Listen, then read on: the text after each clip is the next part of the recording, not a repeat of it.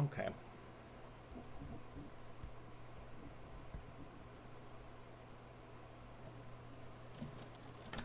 All right. Hi, everybody. Skip Alzheimer here of AV Geeks. Hope we're having a good lunch today. It's the 17th. Um, so, I'm in a different space today. And a quick explanation for that is that my wife is on some medication that compromises her immune system, and so I had to decide whether I was going to quarantine myself from my wife in my house or from the world.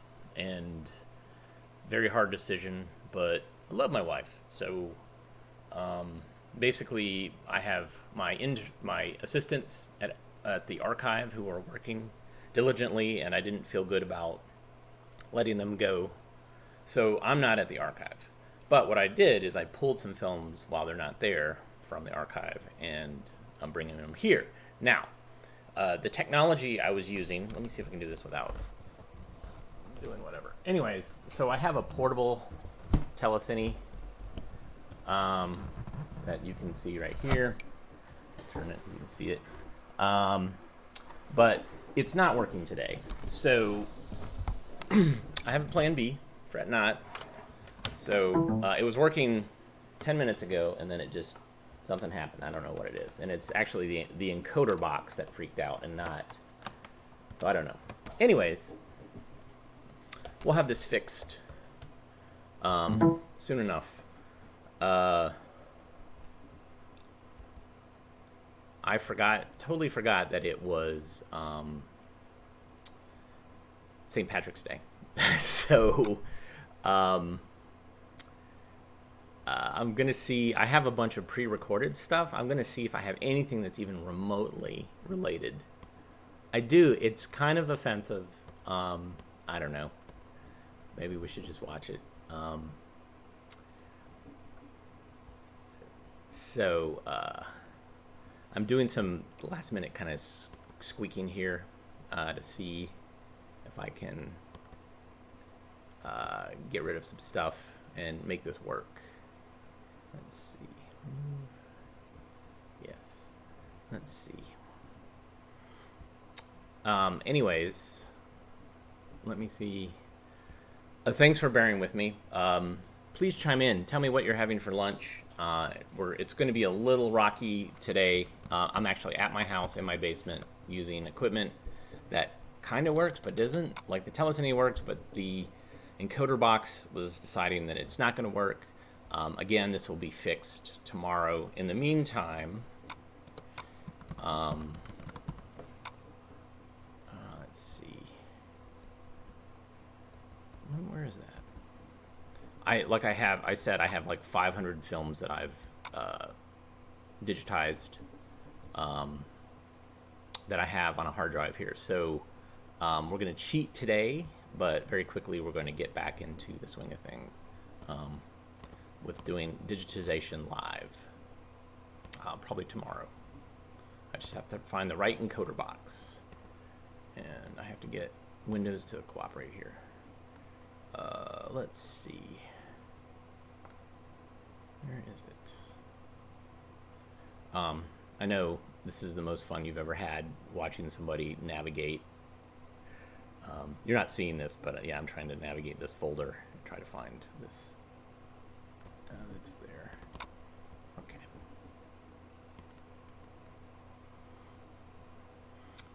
So I was trying to. I would just remember today, St. Patrick's Day. It's been so crazy. I have something that's not really Irish, but it has leprechauns in it, and it's really, I don't know. I would say it's mildly offensive because they're such grotesque stereotypes. But let's go ahead and watch it. It's called Adventures of Chip and Dip, and it is about how healthy potato chips are for you. This is the food portion of the show because we're having lunch. But this is also got some beautiful assembly line footage, which I love. So let's go ahead and watch this.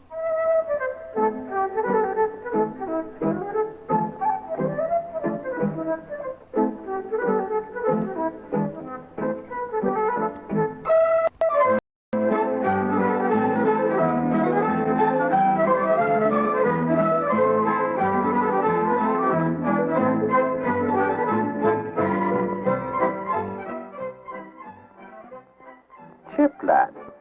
I was wondering, how did our glorious family of potato chips come to be? What, lad? You don't know the tale of the potato chip? Oh, listen, me boy.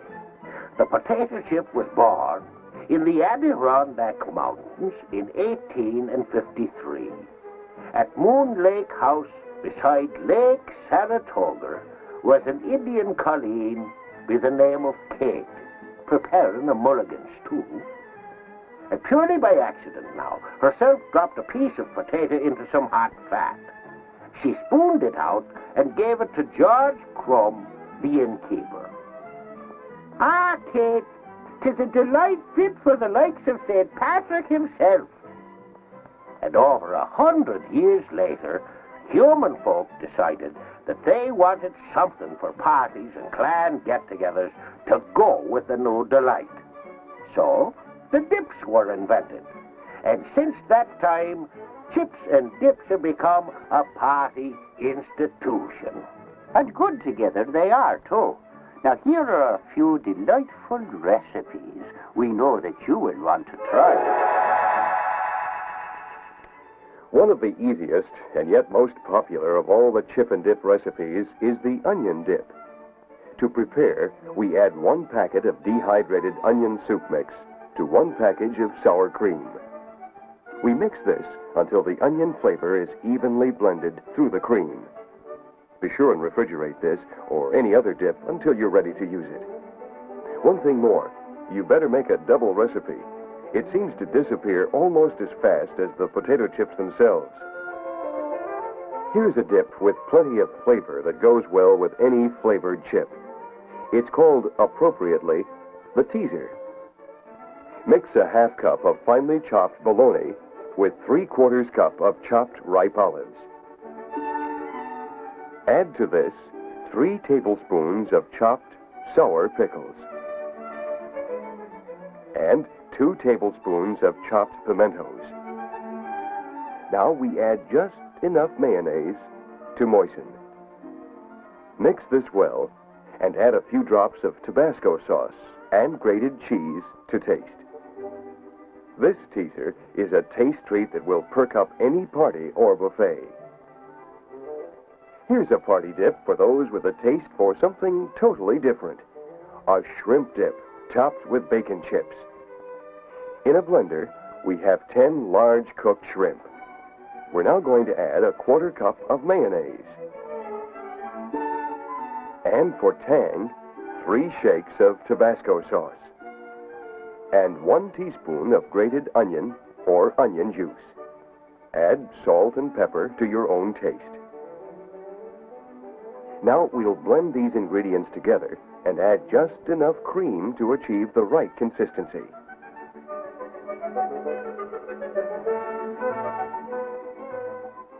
A potato chip or the shrimp never had it so good. Why don't you try one or all of these chip and dip recipes for your next party? Chip, everybody in the whole world loves the potato chips, right? Right you are, my lad. Well, then how in the world can human folk make potato chips out of a wee kettle for everybody in the whole wide universe? Oh, where did you get that, blarney? Human folk don't make them by the kettle anymore, but by what themselves call ultra-modern production methods. You don't say no. I do. Come on, my boy, and I'll show you. McCushla, where are we? This is where it all begins. The choicest potatoes in all the world are grown in fields like this. There is nothing but potatoes as far as the eye can see. Aye, and these potatoes are grown exclusively for potato chips. These potatoes have what themselves call special cooking properties, which makes them the finest potatoes for crispy potato chips. But enough time here. Let's go see where the real hocus pocus takes place. 'Tis a grand big place, Chip. Glory be, what's happening over there? That's the storage area, Dip. When the potatoes are brought in from the fields, they're placed in huge bins like these and stored until they're ready for use. Each one of these bins can hold over 1,000 pounds of potatoes. Glory be, can you beat that? Over here, the potatoes are in their first stage of preparation. Each one is automatically washed and cleaned. This is the first of several washes it will receive. The saints preserve us. There's a monster loose. Where? Where? There. No, that's no monster. That's the automatic peeler. It gently removes only the skins, retaining all the good vitamins and minerals that make potato chips a valuable food source. I see. And, of course, the entire production is supervised by a razor-sharp inspection team. What do they do? Well, Dip, they look for and discard any potatoes that don't meet the high standards established by the Potato Chip Institute. That's why only the best potatoes go into making potato chips. Oh, glory be. Can you beat that? And over there is the automatic slicer. Revolving blades turning at an incredibly fast speed slice each potato paper thin so that they fry up golden brown. Look there, Chip. They're being washed again.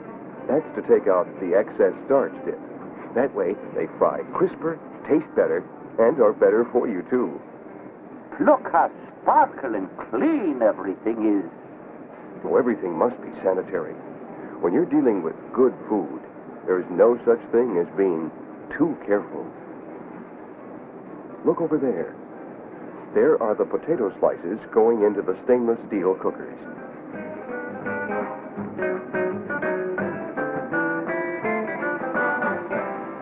Under carefully controlled conditions, each chip is cooked in vats like these until it is at the peak of its flavor and crispness. Only the highest grade vegetable oils are used to ensure even cooking and complete digestibility. There are those inspectors again. Yes, except these inspectors are checking for any chip that might have been burned in cooking. Only the best chips are ever packed.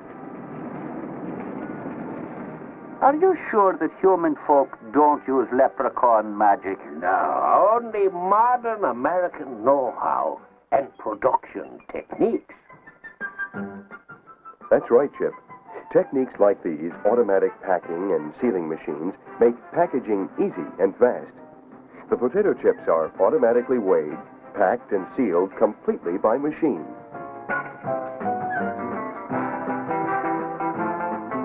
Truly a monument to American know-how.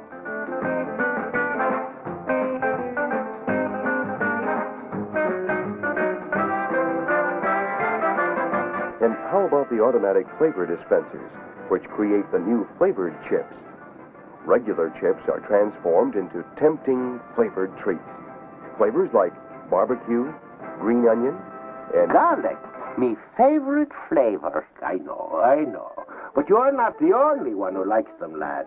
Everyone likes potato chips, and they do good by any meal or occasion. Look here. Here's a meal fit for an Irish king. Broiled steak with barbecue sauce, potato salad, relish tray, and baked beans with strips of bacon, and topped with crushed barbecue chips. And look, plenty of onion-flavored and regular chips on hand as well. Ah, but here is one that really fits me fancy. A grand buffet, southern fried chicken with potato chip coating, tuna or cheese casserole with a savory potato chip crust. And look, rock Cornish hens with a garlic chip stuffing. Ah, how I love that. And of course, An ample supply of all the potato chip flavors with creamy dips to catch those appetites before the main course. I like those new flavor chips. Aye, but for myself, I still like the plain chip best. There's nothing like the company of an old and trusted friend. 'Twas delightful, Chip, but I didn't know that human folk were so resourceful. Aye, they can do almost anything a leprechaun can do, if they put their minds to it. Chip, 'tis a shame that potato chips taste so good. Everything I like seems to do me ill. What? Oh, you're dreaming, my lad. That may be true of other foods you eat, but not potato chips. You don't say no. Aye, let me show you. A potato chip is pure energy. 93.3% pure energy. That means that potato chips have more food value than over 2,500 vegetable products we normally eat. And chips were found to be better than 1,058 foods out of a possible 1,100 tested. And besides being a quick source of energy, potato chips are easily digestible and help in digesting other foods. And potato chips are a natural source of salt for our bodies. And potato chips are the only cooked vegetable eaten without warming or having to open a can. Aye, potato chips seem to be a good food for everyone. They are. And because potato chips are real food, many housewives use them in their everyday cooking. Look here. Here is a scrumptious entree to tantalize any man's appetite. Chip stuffing and spare ribs. We sautéed 1 chopped onion, and now we're going to add 3 cups of cubed bread. To this, we can add 1½ cup of crushed potato chips, and 1 cup of finely chopped apple. The apple will give it a little spice. Add a ½ cup of chopped celery,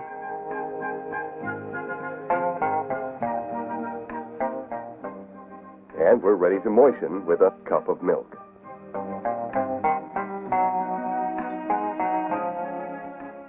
Mix this well, and salt and pepper to suit your own taste.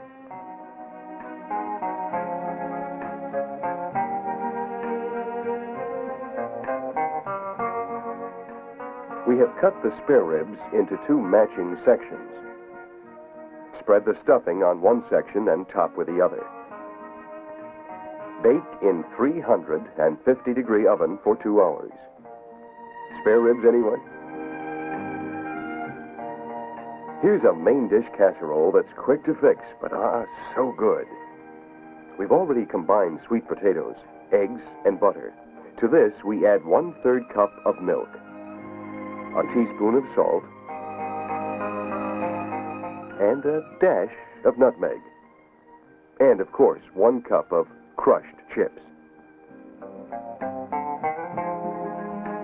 Mix this well and spoon into a greased casserole and bake 25 minutes at 350 degrees. When it reaches your table, step back and watch your hungry gang dig in. Having a cookout? Give charcoal grilled chicken a go. After seasoning and cutting a broiler or frying chicken, we rub each part with lemon juice and dip them in an egg and milk mixture. Then roll each piece in crushed potato chips, pressing the chips firmly into each piece. When the coals are about ready, place the chicken on a folding wire and then onto the grill. Grill slowly for about 25 minutes, turning each piece so that it is fully exposed to the embers. Outdoor appetites won't last long when you serve this treat.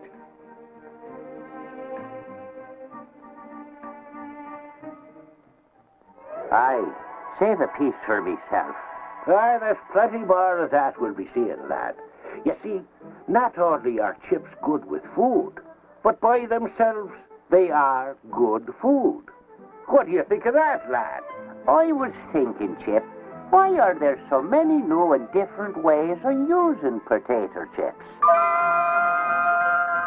Aye, there are many reasons for that, Dip. But one reason could be that there's a men's national cooking contest held every year, and hundreds of thousands of human folk from all over the country enter. Come on, let's look in on the finals. This is the Potato Chip Institute International Men's National Cooking Championship. Every year, men from every part of the United States congregate to try their hand at the culinary arts. However, all the contestants have to use potato chips as one of their basic ingredients. Sound difficult? Not at all. That's one of the reasons that this contest is held year after year. Through the contest, new and ingenious ways of using chips are found. The judges are leading dietitians and newspaper food editors from across the country. If there are any outstanding recipes that deserve special recognition, these women will find them. Many unusual recipes have come from these annual contests. Recipes like this frosted chicken casserole. Potato chips were used to line the bottom of the casserole and as a crunchy topping. The filling for this treat contains cooked chicken, onion, mushroom soup, bean sprouts, cashew nuts, and halved pears. The sugar-coated grapes add just the right amount of color to give this festive dish eye appeal. Many recipes are born from sheer invention, like this: chip and chicken spaghetti loaf. Its moist and tantalizing flavor is due to a delicate blending of cooked spaghetti, American cheese, chicken, of course, mushroom soup, and 1 cup of crushed potato chips. This loaf deserves the judges' AAA rating. Some of the past prize-winning recipes have taken on an ethnic flavor. Take this teriyaki chef's casserole as an example. This gourmet delight is as exotic as its name. It contains a meatball mixture of ground beef, minced onion, eggs, sugar, soya sauce, seasonings, and crushed potato chips. The sauce itself is a delicate balance of soya sauce, beef bouillon, water chestnuts, and topped with hand-crushed potato chips. It may have an oriental flavor, but it's as American as chips themselves. The variety and scope of the entrees has proven that potato chips are as useful in main dish cooking as they are as a snack. Here's an all-beef dinner that illustrates our point. Adam's apple beef rolls. 2 pounds of prime bottom round steak provide the base for this country dish. Add to that onion, celery, chopped apples, a light touch of sherry, and coarsely crushed potato chips. It's a man-sized meal with a hearty, robust flavor. These are just some of the dishes that won past recognition at the Potato Chip Institute International Men's National Cooking Championship. Perhaps you have a recipe tucked away somewhere that uses potato chips. How would a mulligan stew be with potato chips? Your mulligan stew could use potato chip magic. It doesn't hurt to try. Aye, 'tis a pleasure to know that the potato chip can be used in so many ways. Aye, lad. But we'd better be after looking for new ways of using potato chips. Right you are. And we hope you'll use potato chips with your next meal. Till next we meet, ta-ta. For a full-color book of prize-winning recipes starring potato chips, write Recipes, Potato Chip Institute International, Hanna Building, Cleveland, Ohio. Zip code 44115.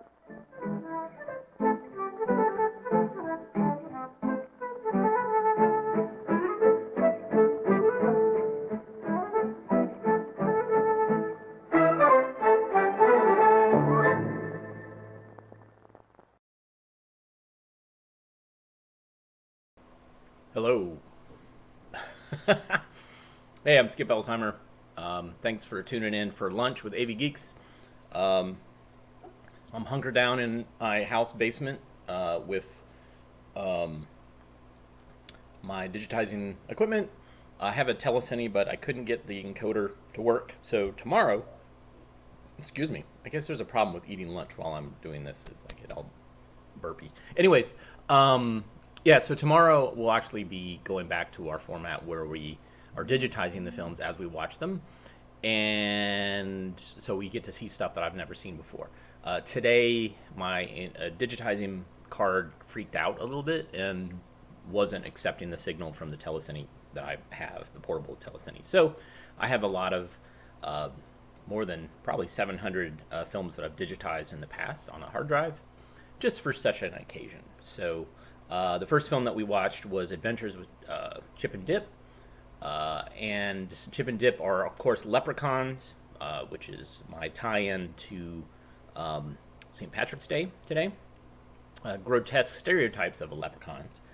And this film is awesome because the Potato Chip Institute International, they still exist, and they are actually kind of a lobbying board that makes sure that the government doesn't clamp too much on snack foods, specifically potato chips.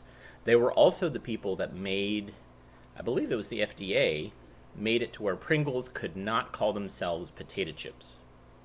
They are crisps, which they are reconstituted potato flour in the shape of chips, and the Potato Chip Institute International was not having that. They said absolutely not.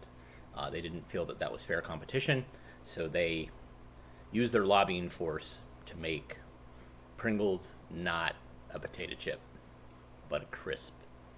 So there you go. I love that film because it has a lot of assembly line footage, which is a big fan, something I enjoy, but also big fan of these weird recipes to gratuitously put potato chips into things.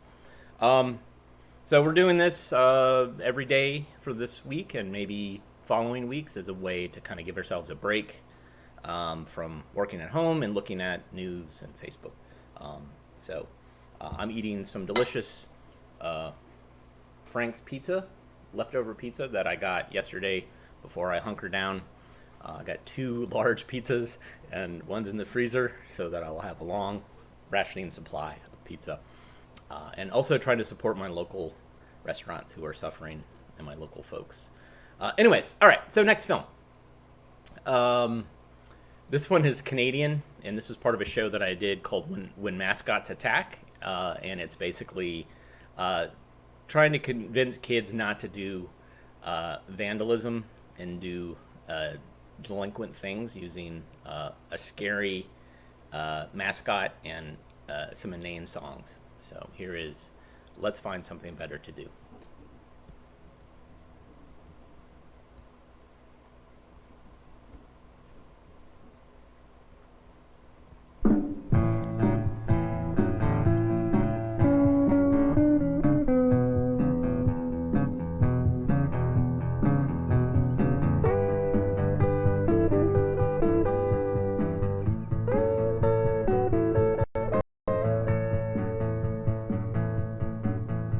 This is the famous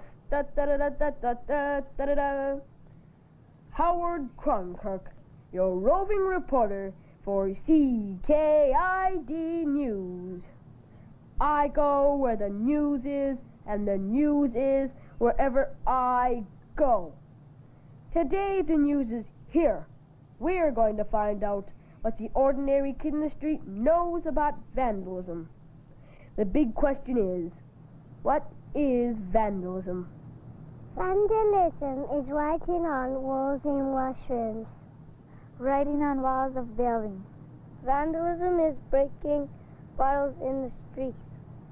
Vandalism is breaking up playground equipment. Breaking a window on purpose. Throwing rocks and stuff at moving buses or cars. Vandalism is breaking anything that doesn't belong to you, even breaking branches off trees or trampling on someone's garden. starting fires, throwing trash on the street. Vandalism is against the law. Vandalism is against the rules. It makes so ugly neighborhood and school. Vandalism is to break or mark what isn't yours at home, school, or park. Vandalism is to draw on the wall pictures and words that don't belong at all. Ugliest sight that you've ever seen costs big money just to make it clean. Break a toy that don't belong to you, a very, very bad thing to do. It hurts the one to whom the toy belongs. You see them cry because you did wrong.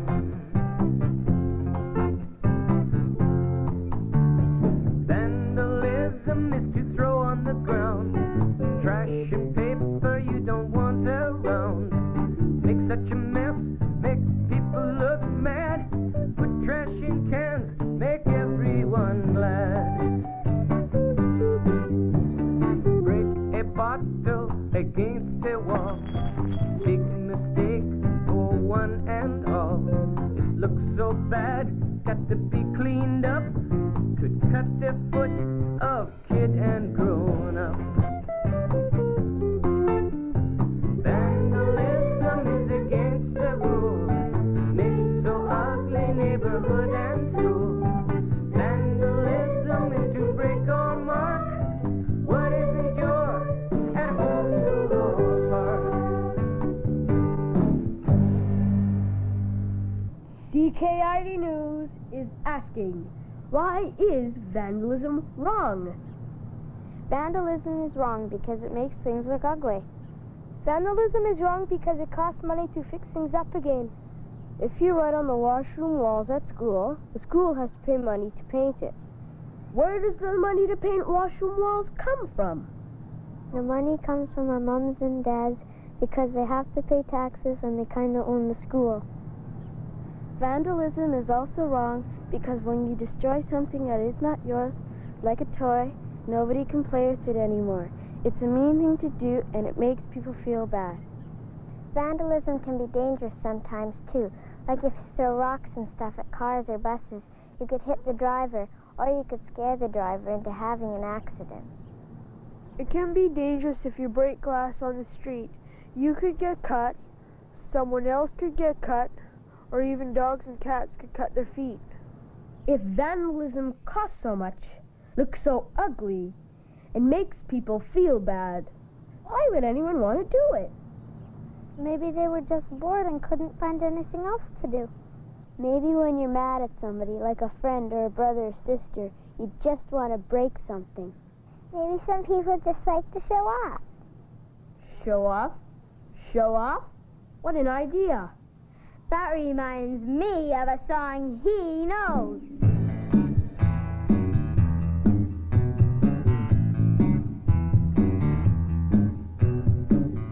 Hey, look, I can be a big shot. I'm tough, and I know that you're not. I'll throw a bottle down. I'll smash it on the ground. Big shot, that's a dumb thing to do. No one likes to show off like you. Look for another way. I think you'd better say, let's find something better to do. Find something better to do. Let's find something better to do. Let's find something. You've got to do something that makes you feel good about yourself. Like helping your mother with the dishes. Now that is being a big shot. Yeah, but don't you think it's going a little too far? We found something better to do. Found something better to do. We found something better to do. We found something. Hey, I'm going. Sheesh, what a ham sandwich. Nice kid, but pushy. Well, back to business. What else do you think might make people do vandalism? Maybe they're just so busy playing they don't notice what they're doing. Yeah, maybe you're just careless. Careless? Yes, careless. You'll never guess what that makes me think of. It makes you think of a song you know. No, it makes me think of a song I know. Good grief.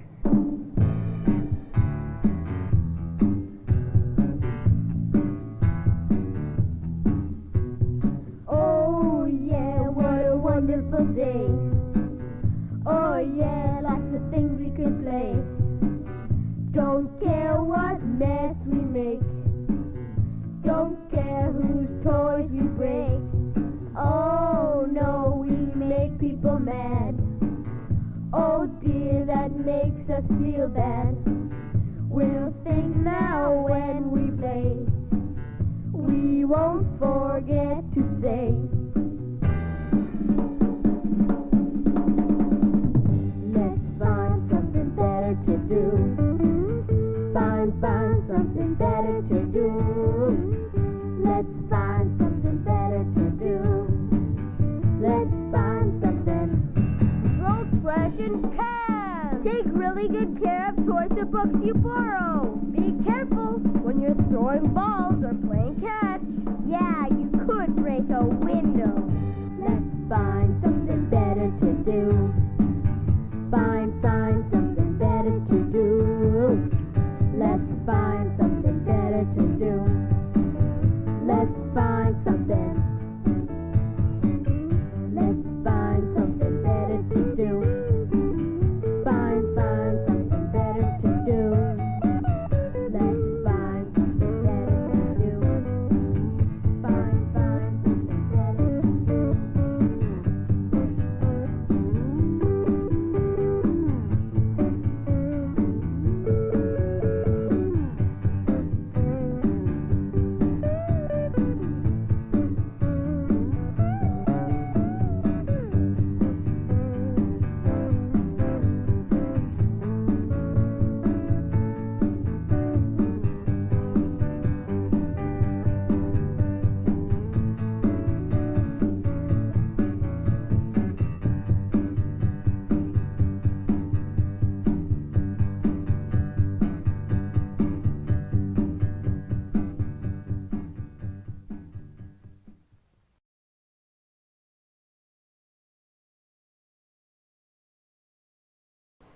All right. Hi.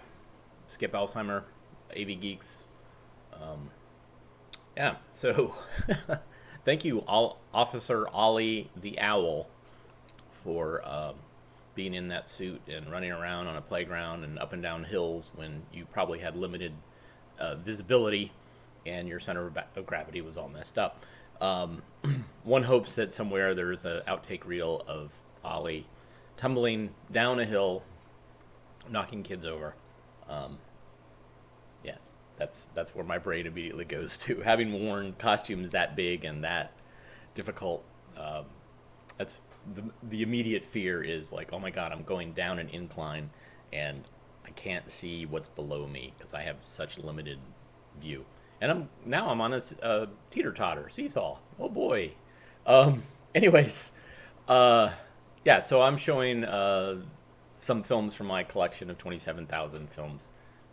If you like what you saw, tell people. I'm doing this again tomorrow at 1 o'clock Eastern Daylight Time for an hour or so.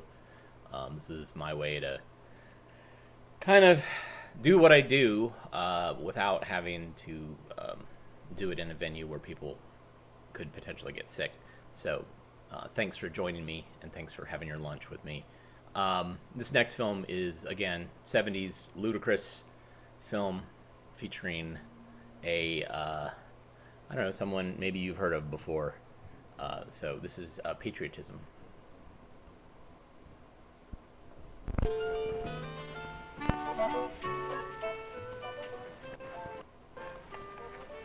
Hi, gang. Oh, hi, Mr. Crane. Now, that's what I call a little act of patriotism.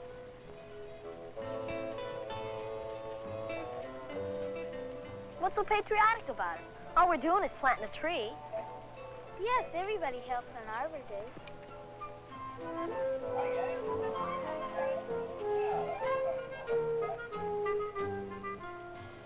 Yeah, well, that's just the point. Patriotism is you helping your country to be a better place in all ways. Think about it.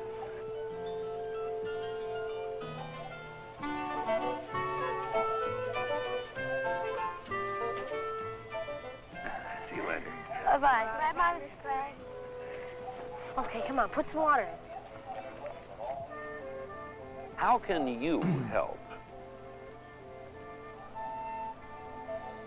Patriotism is being proud of whatever you are and whatever you do.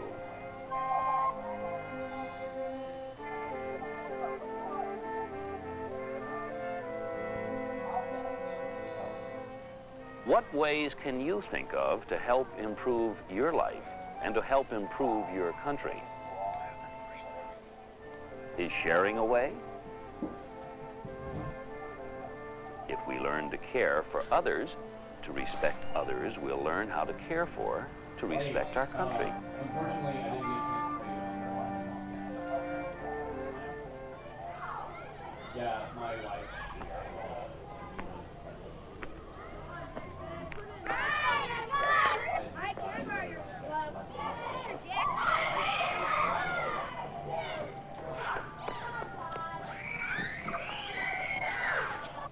Hey, Mike.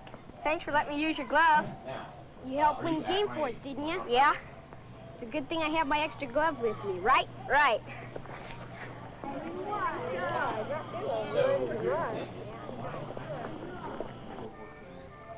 Sometimes we work a little extra, a little harder, not just because it's good for you, but because it gets to be good for everybody.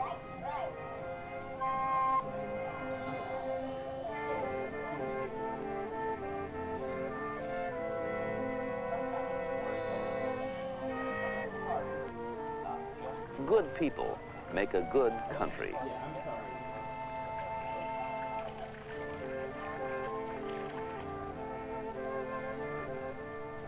Our days are very busy, and we see a lot that's good and a lot that's not so good. How do we appreciate the good? And how do we correct the bad?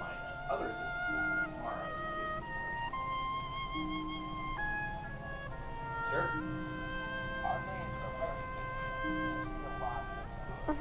Yeah, that's right, Ronnie. We could do a lot. You know, sort of fix it up. Hey, where are we going to get all the painting and cleaning stuff? Why don't we just talk to the class?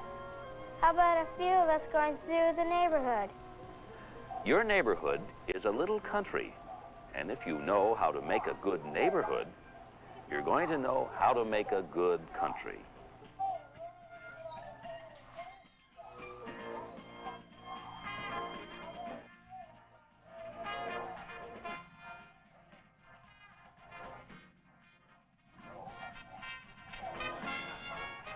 Being proud of where you live is being patriotic.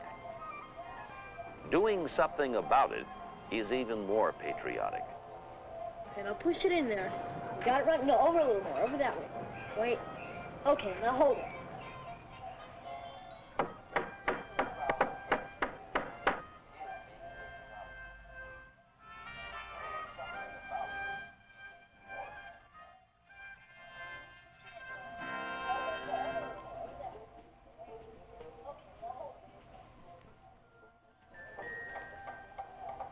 Satisfaction with a day's work is a wonderful feeling.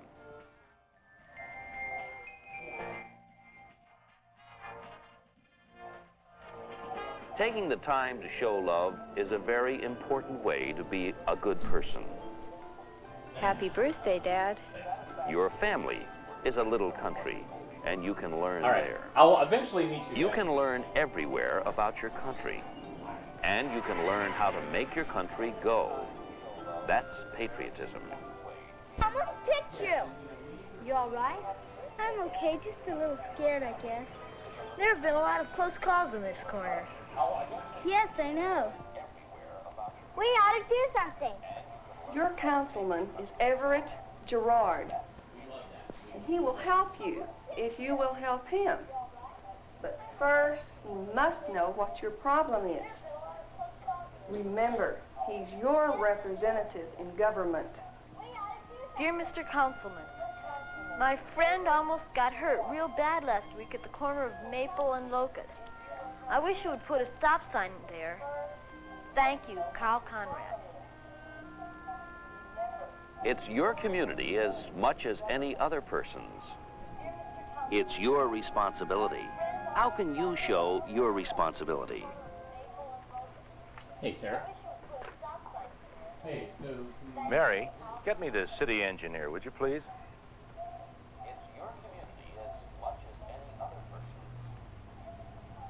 John, Gerard here.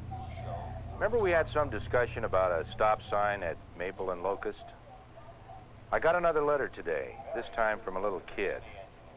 I think you better put it on the agenda for the next meeting. All right? See you later.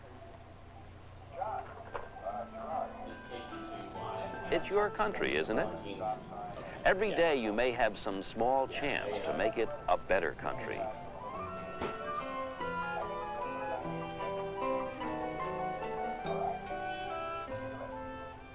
I don't think we should take pictures here. Oh, that's all right. But that sign says that it's not all right. Why don't you go over there behind the ball diamond? Then those flowers will be here the next time you come back to the park, right? Yeah. Great. Thank you. Cooperation is a very good way of being patriotic. I'm doing a streaming cooperation with people and cooperation with the land. How can you cooperate with your land? Well, for one way, by looking, really looking.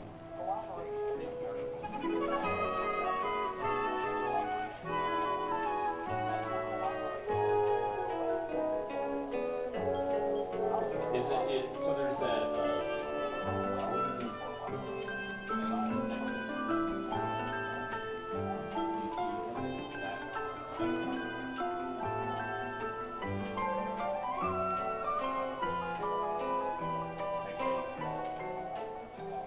If you find the beauty and the goodness in nature, don't you think you'll find the beauty and goodness in yourself? What is patriotism? Patriotism is making your country a better place. Patriotism is being proud of yourself and your work. Patriotism is sharing. Patriotism is cooperation. Patriotism is being responsible. Patriotism is love. Patriotism is looking, really looking, and really appreciating. There are many ways to show your patriotism. Some small, some large, but all important. All of them ways of showing your love of country, showing your patriotism.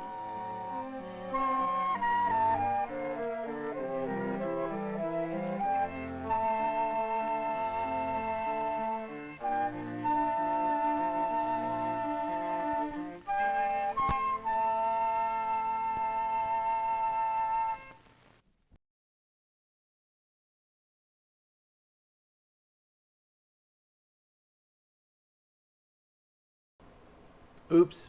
Sorry, I left the mic on. You heard me talking to a client, talking to my assistant.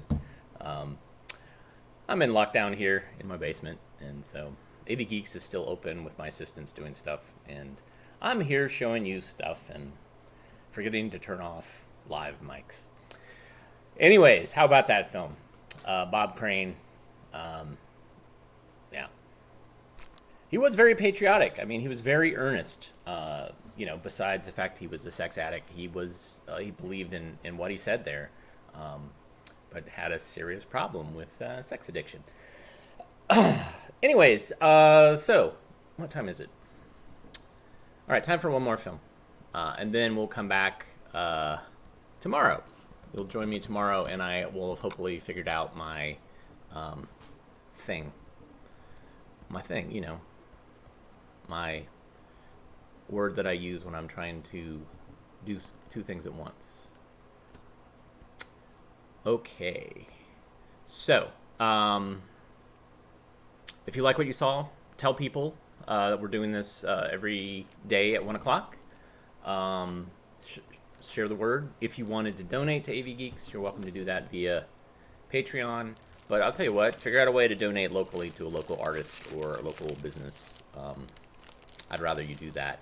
We gotta help people out, and I don't need help yet. I might go stir crazy, but everything's kind of fine here. Anyways, so this last film is a Lulu. I first saw this on back when HBO wasn't 24 hours. They used to show these little short films in between the films, between the feature films, and this one is wonderful. So enjoy.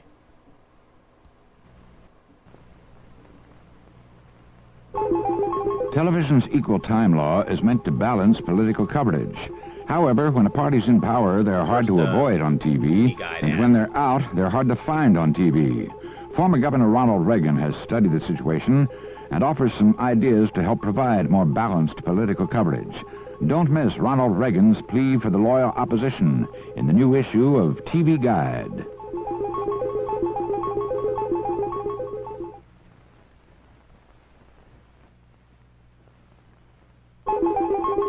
Who censors what we see on television and why?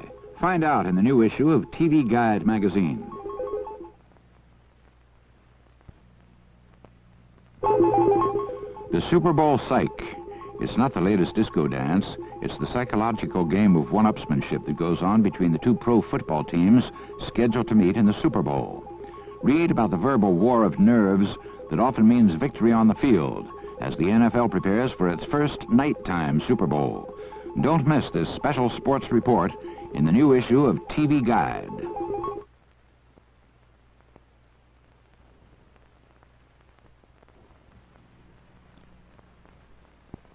Question, where is TV violent and the crime rate low? Answer, Japan. The reasons explained this week in TV Guide.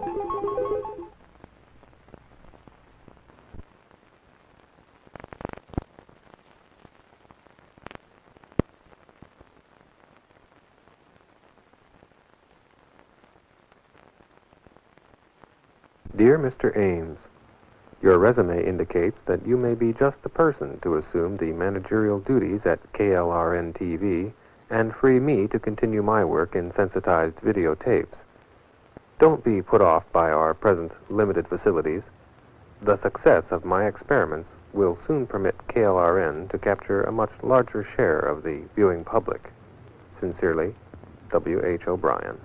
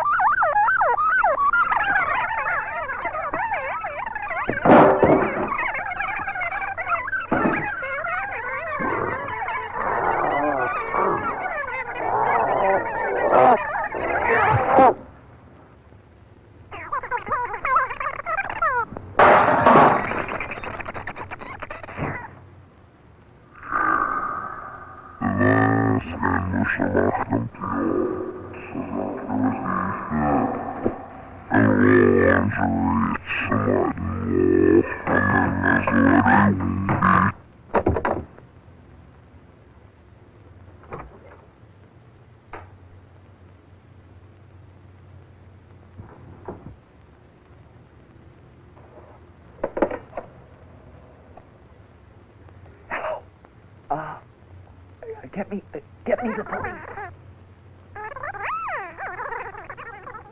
Yeah, I'm in trouble. There's this big...